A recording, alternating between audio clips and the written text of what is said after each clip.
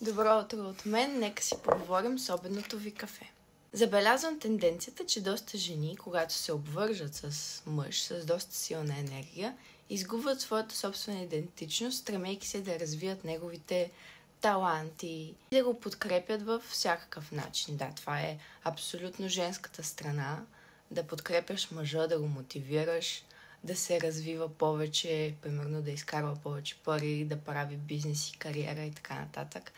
Но в момента, в който жената загуби своята идентичност и стане изцяло сянка на мъжа, той почва да губи интерес към нея, защото мъжете не обичат сенки.